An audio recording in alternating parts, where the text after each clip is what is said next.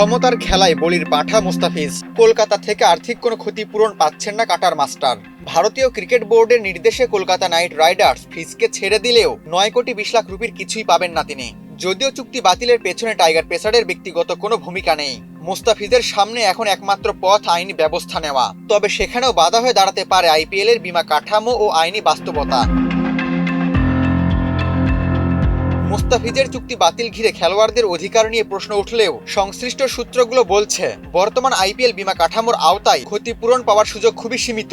পিটিআইকে নাম প্রকাশে অনিচ্ছুক এক আইপিএল সংশ্লিষ্ট সূত্র বলেন, আইপিএল এর সব খেলোয়াড়ের বেতন বীমাকৃত। বিদেশি খেলোয়াড়দের ক্ষেত্রে সাধারণত ক্যাম্পে যোগ দেওয়ার পর বা টুর্নামেন্ট চলাকালে চোট পেলে ফ্র্যাঞ্চাইজি অর্থ পরিশোধ করে। সাধারণত বীমা থেকে সর্বোচ্চ 50% পর্যন্ত পাওয়া যায়। তবে মুস্তাফিজুর রহমানের ক্ষেত্রে এই নিয়ম প্রযোজ্য নয়, কারণ তার চুক্তি বাতিল কোনো চোটজনিত কারণে বা ক্রিকেটীয় পারফরমেন্স সংক্রান্ত নয়। ফলে কেকেআরের উপর তাকে অর্থ পরিশোধের কোনো চুক্তিগত বাধ্যবাধকতা নেই।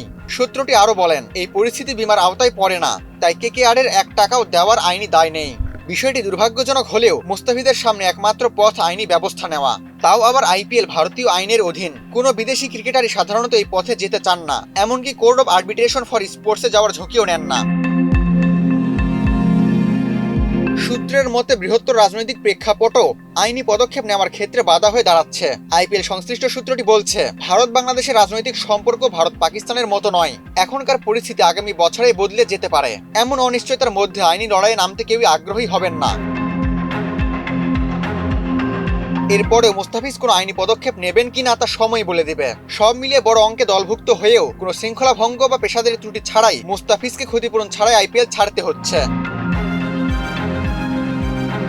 আবু তালহা, বাংলাদেশ প্রতিদিন।